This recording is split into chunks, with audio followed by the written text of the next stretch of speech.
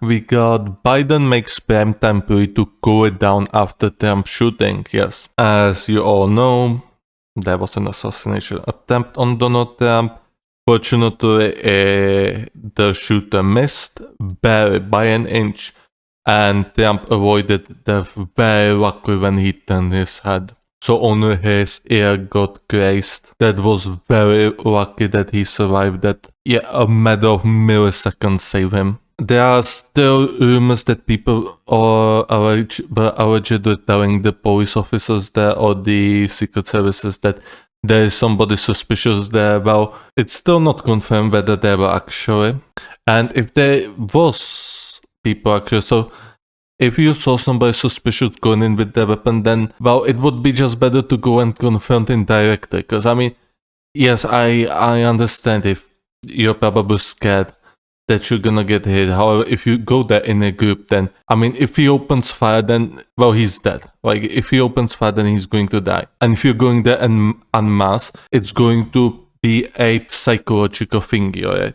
Like, if he's going to see that suddenly 30 people are going up against him, like, he's going to panic. He's going to panic, and either he's going to try shoot you, which I don't think he would do. He would probably try to escape, so you would pacify him. Or he's going to just go and start aiming on Trump randomly, miss his shot, and he's going to annihilate it. But like, if the people were actually telling the secret services that there was somebody suspicious, then that's a failure of the secret services, as they did not have covered the perimeter. They did not cover the buildings. That was a failure on the security side then. And the shooters, the snipers, were looking for threats from far wider areas, obviously, because that rifle they had, the sniper rifle that is meant to shoot down any people from hundreds of meters away, like 500 meters upwards and onwards. So they were searching for threats in a longer range than in like this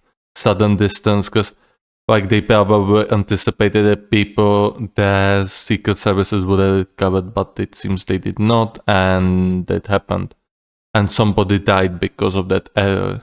Like, do not forget, somebody actually died, and 3 were wounded. So, President Biden on Sunday night made a primetime plea to lower the temperature in American politics after a gunman shot at former President Trump at a rally the day prior. The political rhetoric in this country has gotten very heated. It's time to cool it down, Biden said in remarks in the Oval Office. This places an added burden on all of us, no matter how strong our convictions. We must never descend into violence, yes.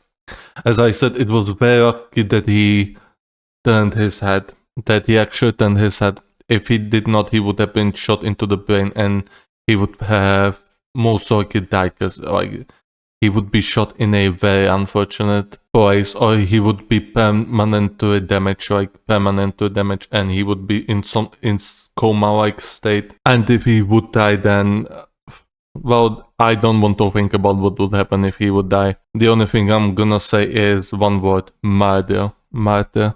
And considering just how much the disinformation and anything is pretty much strong on the social media, people already telling that this guy was at BlackRock, that he donated some non-profit progressive organization, that people would find their justification, and I don't want to talk about this anymore. The president's 7-minute message of unity came after a 20-year-old gunman fired shots at the Trump campaign rally in Pennsylvania, with former President Trump reporting that one bullet grazed his ear.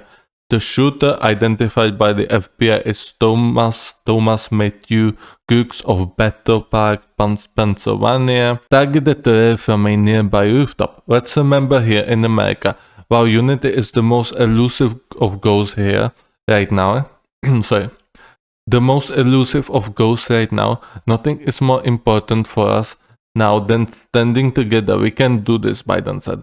Let's never lose sight of who we are here at. Biden and Trump spoke on Saturday night and had a good conversation. Biden said earlier on Sunday, after those remarks, Trump posted "Unite America" to his Truth Social account.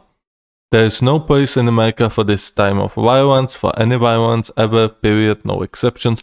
We can't allow violence to be normalized, Biden said in the primetime remarks. Unfortunately, looking at the events that are happening in the world, the violence is getting quite normalized, it would seem. There's instances of assaults on the politicians, on the mayors. The only thing you have to do is look and you'll find. It is definitely what is getting more and more destabilized and more radical, which is not good. That is not good at all. And if the Western world was to be plunged into the depths of the violence, then it would be GG. GG, well played. Because guess who's waiting for their chances, huh? Guess who's waiting for their chance to become a hegemon? Yes, China. China is waiting for their chance to be the new world order, alongside Russia and the BRICS. He mentioned recent instances of political violence, including the January 6 raids at the US Capitol, the attack on former Speaker Nancy Pelosi's husband, and a plot to kidnap Michigan Governor Gretchen Whitmer. The president acknowledged that at the Republican National Convention this week, he expects the other side of the aisle to criticize his record and offer their competing vision for the US. He said he will also endeavor to make the case for his own vision, including a trip to the Las Vegas this week. But he called on Americans to take actions at the ballot box and not with violence. In America, we resolve our differences at the ballot box. That's how we do it, at the ballot box, not with bullets, he said. The power of change in America should always rest in the hands of people. Yes, it should. It does not. Not in the hands of a would-be assassin. Unfortunately, the change does not rest with the people, and a lot of changes or a lot of things people want the government to provide them, like basic services, alright, like services, like roads, food prices, necessities prices, essential prices, and stuff like that. Now I'm also talking a bit more about EU and my current region. Yeah, the governments are kind of ignoring it. They are saying they are doing something, however, the results aren't anywhere. The results are not there, and that's what bothers me. That's what angers me. The government politicians are elected to solve problems, not to say that they are doing something. No, we want results, period. If you cannot provide the results, get the hell out of there. Go work as a trash garbage driver. Tonight I'm asking every American to recommit to make America what it is. Think about it. What's made America so special? Here in America, everyone must be treated with dignity and respect, and hate must have no safe harbor. Yeah, he had it. Well, fortunately he's so old. So people don't let him on Twitter. However, if he would be allowed to take a look on Twitter, then he would just see just the hate, the malice, the patheticness of the people on the full display on Twitter. Twitter is a cesspool of toxicity. Biden began his remarks by saying that the ongoing investigation still haven't revealed a motive or affiliations of the shooter. Early on Sunday, he asked Americans not to jump to conclusions about the suspect. Indeed. Yes, do not jump to conclusions. That is a fatal mistake a lot of people does, and I'm gonna now say the example of the SS Sniper, which most of you probably don't even know who that is, but it's a very controversial content creator. Somebody alleged her that she did a DMC takedown or attempted to do a DMC takedown, which in fact she did not. However, so many YouTubers just jumped the bandwagon. They did not care to do a proper research. They were all of them were condemning her. And then it turned out that she did not actually send the DMC takedown or whatever that was. It was somebody who was pretending to be her or pretending to be acting on her behalf. And yeah, suddenly everybody did a oopsie because they jumped to a early conclusion. So yeah, do yourself a favor and don't just ejaculate prematurely. Thank you. Tonight I want to speak to what we know Tonight I want to speak to what do we know.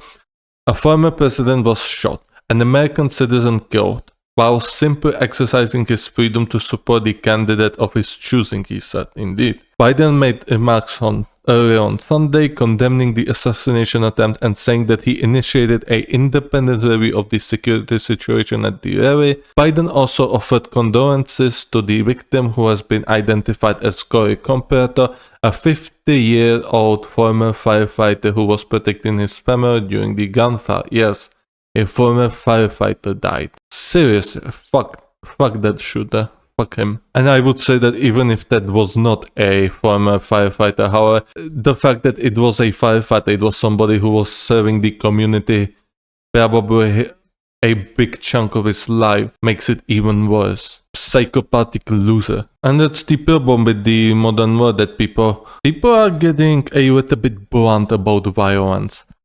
And even about shooting, like I've seen it in Slovakia when the prime minister was shot. People were just standing there. They didn't even know what was happening. They did not know anything.